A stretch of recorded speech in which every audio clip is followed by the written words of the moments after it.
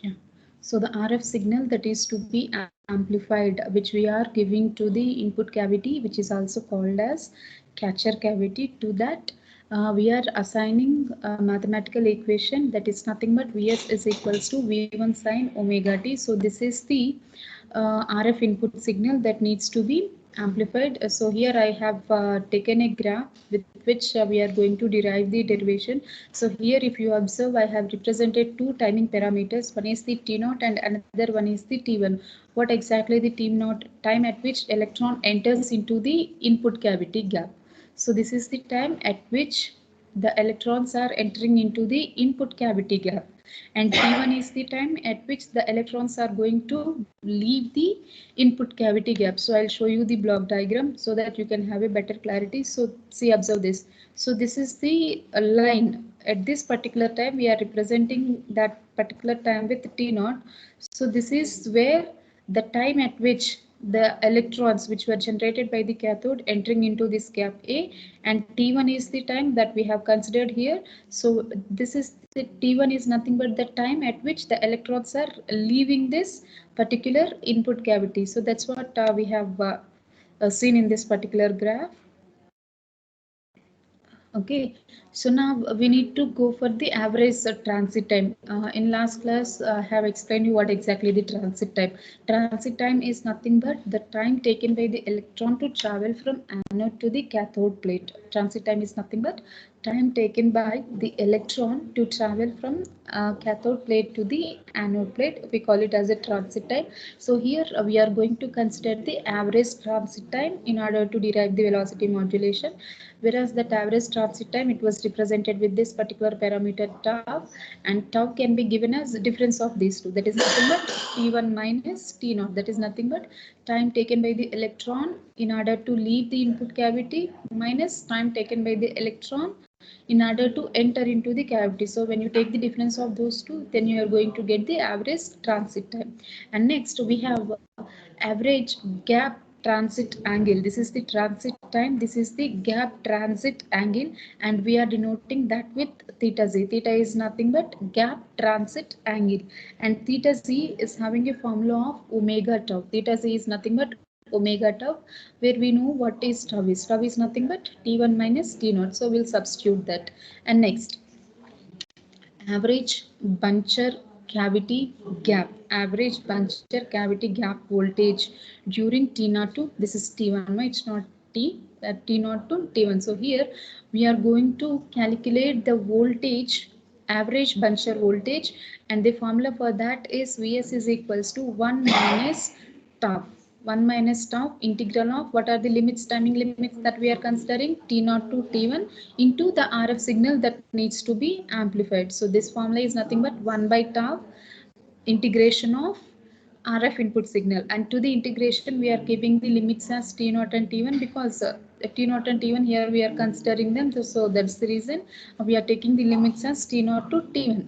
And we know that V1 is a constant, so that will be coming out, so V1 divided by omega into, so you can replace this T1 minus T0 with tau, okay, and the integral of sine theta will be minus cos theta.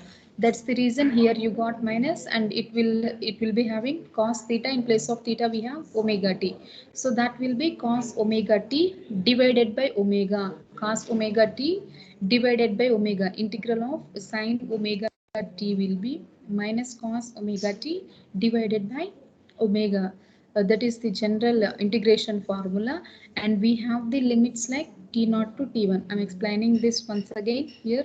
V1 is a constant, so that will come out. So V1 divided by, you can replace T1 minus T0 with tau. So we'll be having V1 by tau, and the integral of sine omega t. Integral of sine omega t will be minus cos omega t, and that omega t is there, right? From that the omega will come in the denominator, and whereas the limits are T0 to T1.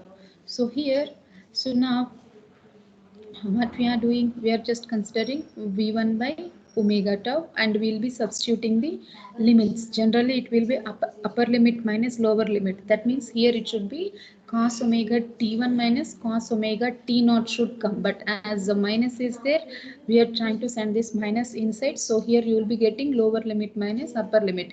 If this minus was not there, then you get that formula can be cos omega t1 minus cos omega t naught, but as we are multiplying that with minus, we will be getting it as cos omega t naught minus cos omega t1. That's what we'll be getting. Okay, and now v1 by omega t, it is written as it is cos omega t minus cos omega into t1 is replaced with t naught plus tau. T1 is replaced with t naught plus tau, and from where we got that? From the first equation. In the what is the first equation? Tau is equals to t1 minus t naught. So from this we are replacing the t1 with tau plus t naught. So from the first equation you can replace the t1 with tau plus t naught. So now this particular whatever is there within this braces, if you observe that, that is in the form of cos a minus cos b. It is in the form of cos a minus cos b. So from the trigonometry, the formula for cos a minus cos b is minus 2 sine a plus b by 2 into sine a minus b by 2. So this omega t naught will be a, and omega t naught plus omega tau, that will be b. So now we need to arrange this whatever is there in internally into this particular braces. We need to arrange that in this particular format because it is in the form of cos a minus cos b.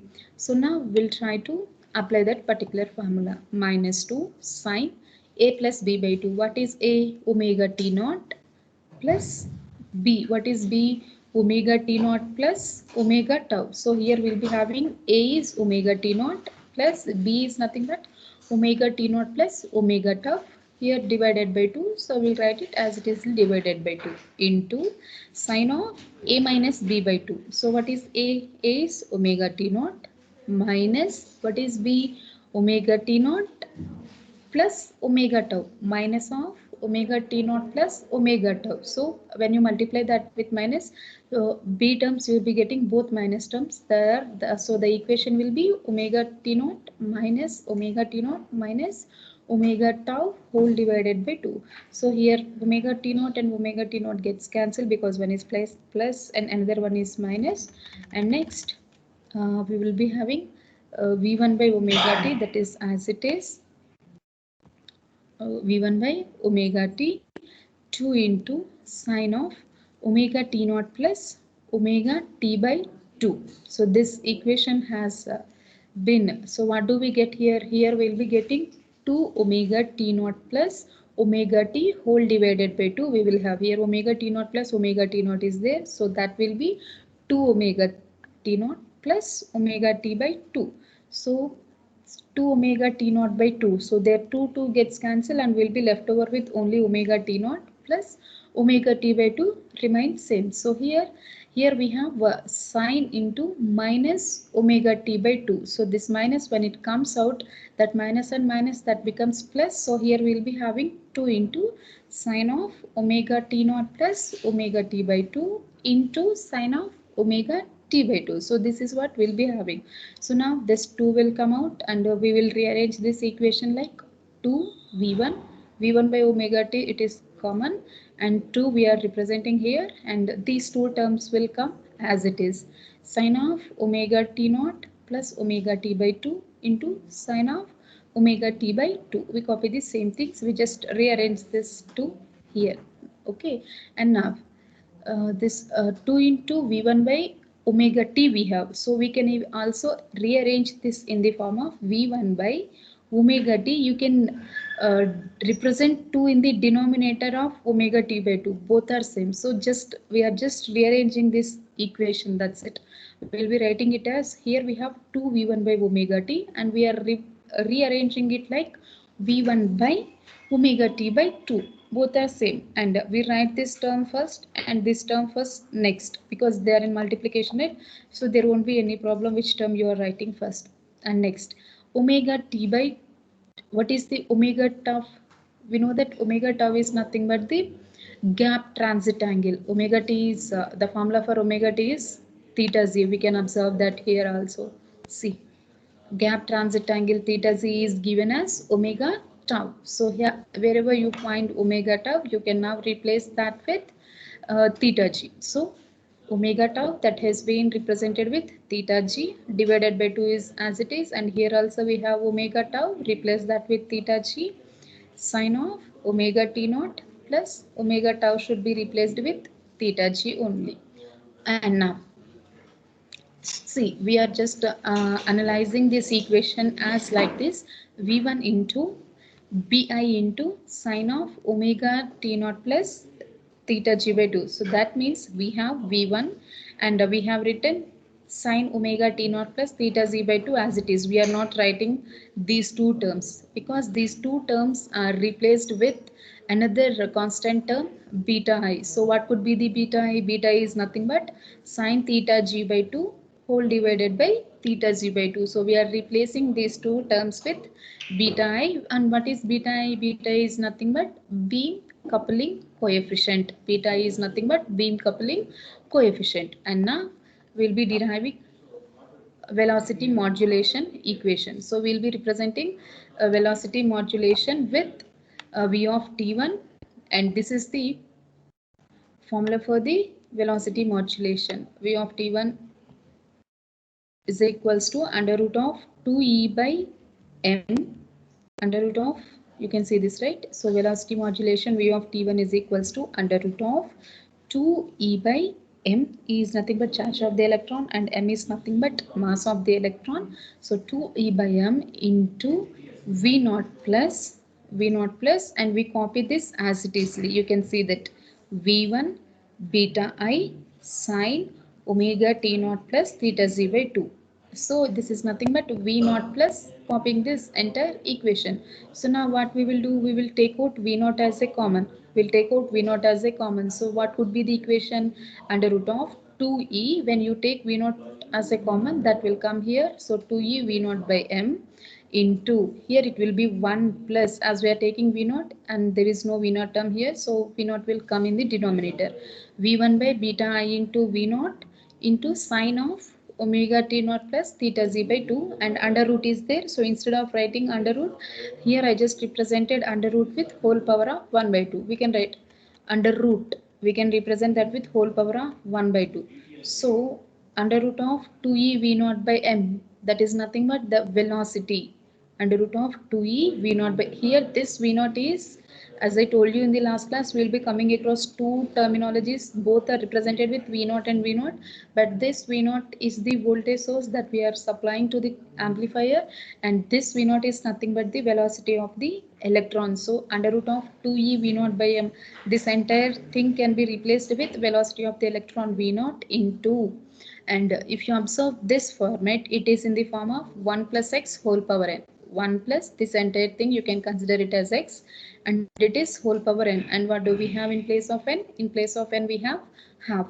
So we will expand this according to this equation, and we will neglect the higher order terms. Higher order terms means, see, what is its expansion? 1 plus x whole power n. What is its expansion? 1 plus nx plus n into n minus 1 by 2 factorial into x square plus n into n minus 1 into n minus 2 by 3 factorial into x cube. So like that it will be continuing. So we will be neglecting higher order terms. Higher order terms means x square, x cube and so on up to x power n, it will be coming like. So we'll be neglecting all the higher order terms and we'll just consider only 1 plus nx. We'll consider only 1 plus nx. What is 1? 1 will be replaced with 1 only, and what is n? In place of n we have 1 by 2. So 1 by 2 into, and what is the x value? X value is this entire thing. So after expansion and after neglecting all the higher order terms, will be left over with this particular formula: v naught into 1 plus vi beta I by 2 into v naught sine of omega t naught plus theta z by 2.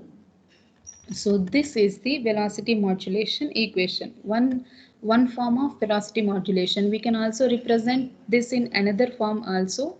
So v naught into 1 plus v1 beta I by 2 v naught sine omega, and here we are replacing t naught. We can replace t naught with t1 minus tau, because from the first equation we have average transit time tau is equals to t1 minus t naught. So from that particular formula you can replace t naught with t1 minus tau plus theta z by 2. And now we'll be expanding this v naught into 1 plus this term is as it is sine of, we'll just multiply this omega t1 minus omega tau plus theta z by 2. And next 1 plus v naught into 1 plus v1 beta I by 2 v naught is same, sine will come as it is, omega t1 will write as it is, and omega tau can be replaced with theta g. Omega tau can be replaced with theta g because the transit angle formula is theta z is equals to omega tau. So as omega tau is there, we are replacing that with transit gap transit angle theta z plus theta z by 2. So here we have theta z by 2 minus theta z. So that will be resulting minus theta z by 2. So these two are the velocity modulation equations. You can represent that in the form of T naught, or also you can represent that in the form of T1. If you are representing that in the form of T naught, in between these two terms plus will be there, but if you, whenever you are representing that with the T naught, in between these two terms minus symbol will be there. So what here you are representing velocity modulation by considering the time at which the electron is entering into the cavity gap A. This equation represent that one, and this below equation it is representing that you are represented the velocity modulation equation in the time at which all the electrons are leaving the gap A in the form of T1. So these are the two equations for velocity modulation. So you just tell me more, did you understand or you start anywhere? Guys, please give the response. Did you understand the derivation?